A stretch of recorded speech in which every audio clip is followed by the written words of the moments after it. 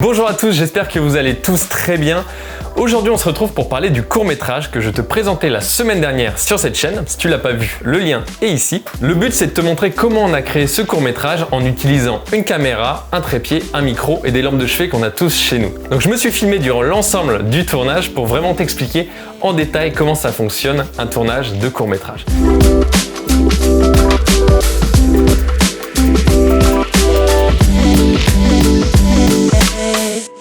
Le premier plan qu'on a tourné, c'est le plan large qui permet d'introduire le moment dans la cuisine. Et pour ça, j'ai utilisé ce petit bijou qui est le Laowa 7.5 mm. C'est un objectif très grand angle qui permet vraiment de donner une belle dimension à une pièce.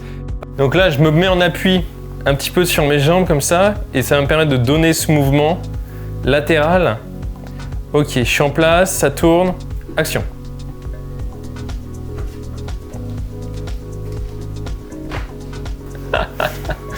Ok, on la refait, vas-y.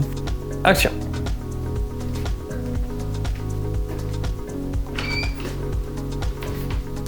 Une fois le plan large terminé, on a tout de suite enchaîné sur les plans de la préparation du café. Dans cette séquence-là, l'intention c'était vraiment de montrer la préparation, mais de faire ça de façon très dynamique. Et le fait d'avoir une belle diversité de plans et aussi du mouvement, ça nous a permis de transformer une action qui était banale, préparer un café, en une action qui était intéressante et dynamique à l'image.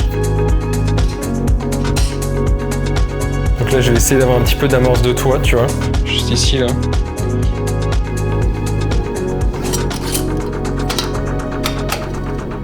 D'ailleurs, durant le tournage de ces différents plans, ça a une super idée, c'était de placer la caméra juste en dessous de la cafetière pour qu'on ait cette perspective intéressante depuis le fond de la cafetière où on la voit qui verse le café. On a fait une autre version que j'ai pas gardée au montage, c'est le moment où elle verse l'eau bouillante. On a fait cette même perspective depuis le fond de la cafetière, mais je peux te dire que j'étais tellement stressé quand elle a versé l'eau, j'ai cru qu'on allait se faire une petite infusion de caméra.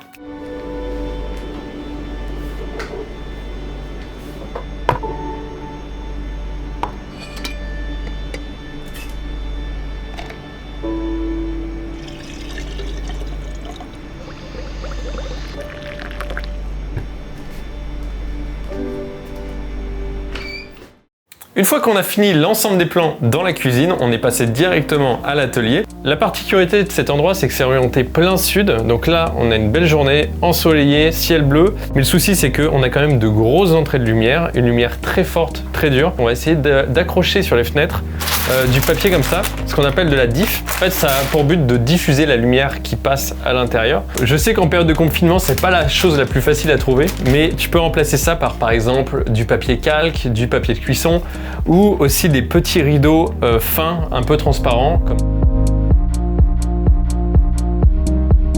Pour quand même avoir un effet de grandeur et garder ces sentiments d'espace, j'ai utilisé une fois encore mon petit bijou, le Laowa 7.5 mm, qui me permet encore une fois d'avoir cet effet d'espace, cet effet de grandeur et de ne pas se sentir étouffé.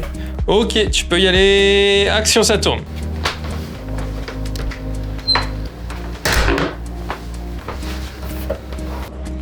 On coupe, il y avait ça dans le champ, et puis je vais la mettre sur trépied aussi.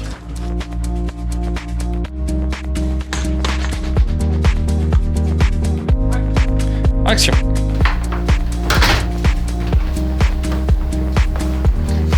Cool, je passe en face, je vais changer d'optique encore. Je vais ajuster la lumière à l'arrière-plan.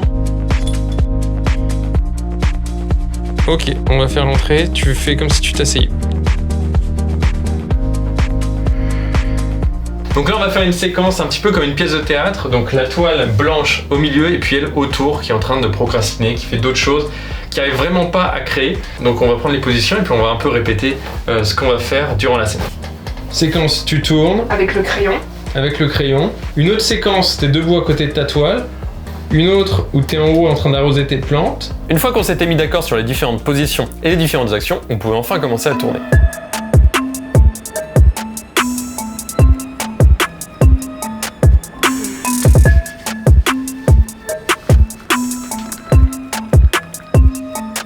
Une fois la séquence de la procrastination terminée, on a décidé de continuer à tourner les séquences de façon chronologique. Et ce qui venait après, c'était la prise de conscience. Elle retrouve le vieux dossier avec l'ensemble des esquisses qu'elle avait laissées de côté pendant trop longtemps.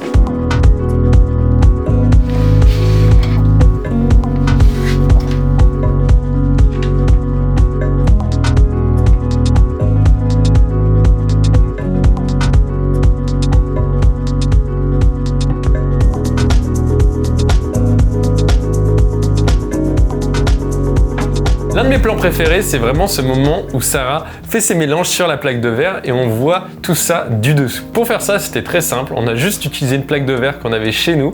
Je l'ai fixée avec 2 clampes aux extrémités. J'ai ensuite placé ma caméra en dessous de la plaque de verre en contre-plongée verticale. Donc voilà, un effet super simple, efficace et créatif.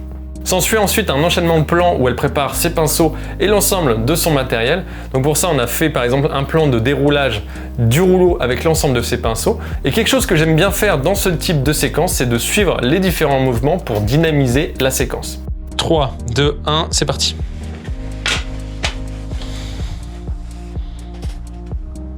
« 3, 2, 1, action !»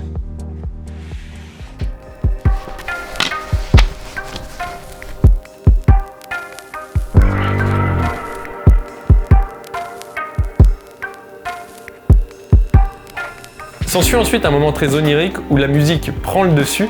Dans ces moments-là, j'aime beaucoup utiliser la slow motion. Ça permet d'accentuer justement le moment onirique et aussi de capturer vraiment les différents moments et de les accentuer. C'est pour ça que dans notre cas, j'ai filmé à 60 images par seconde et j'ai vraiment essayé d'accompagner les différents mouvements de pinceau comme j'ai fait dans la séquence juste avant où elle prépare son matériel.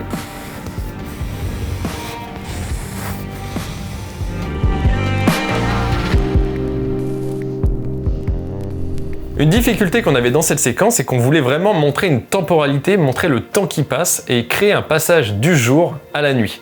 Pour faire ce passage-là, j'ai simplement utilisé l'arrière du chevalet qui était assez sombre et qui me permettait de passer du jour à la nuit. Donc j'ai simplement filmé Sarah et ensuite je suis passé dans le noir du chevalet et durant la séquence de nuit qu'on a tournée juste après, je suis passé du noir du chevalet pour revenir sur Sarah. Arrivé dans mon logiciel de montage, j'ai juste assombri l'arrière des chevalets pour éviter qu'on voit trop la transition et j'ai ajouté un petit fondu enchaîné. Donc on est de retour pour tourner la scène de nuit. Alors du coup, on a un petit peu ajusté l'éclairage. Donc l'idée c'était de recréer une atmosphère lumineuse, un petit peu chaleureuse. Pour faire cet éclairage, j'ai utilisé uniquement des lampes de chevet qu'on a tous chez soi. En gros, ces 2 ampoules-là servent à créer un niveau général, à éclairer l'ensemble de la pièce. Comme le plafond est blanc, en fait, ça va venir réfléchir la lumière de façon homogène dans l'ensemble de l'espace. Et on a ici ce qu'on appelle la key light. La key light, c'est la lumière principale. Et dessus, j'ai mis du calque de diff. C'est exactement la même chose qu'on a utilisé tout à l'heure sur la fenêtre. En gros, ça permet de diffuser la lumière, d'avoir des ombres moins dures, une lumière plus douce.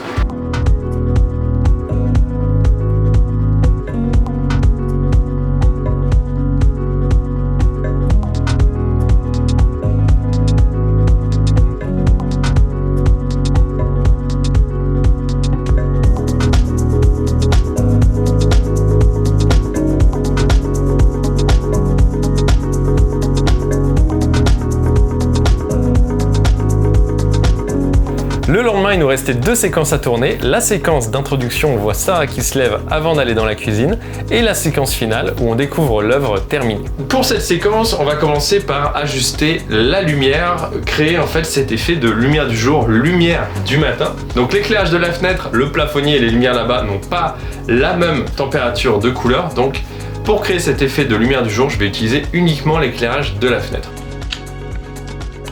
L'idée c'est de savoir à quel moment le soleil va venir taper dans cette fenêtre. Pour savoir ça, tu peux utiliser par exemple des applis comme Sun Locator Light qui va te donner la position du soleil en temps réel et tu vas vraiment voir la courbe d'évolution du soleil. Et ça va te permettre de savoir à quel moment exact ton soleil va être dans l'axe et va venir t'apporter cette lumière. Bon, je vais aller chercher Sarah et puis on va enfin pouvoir commencer à tourner notre séquence. Action.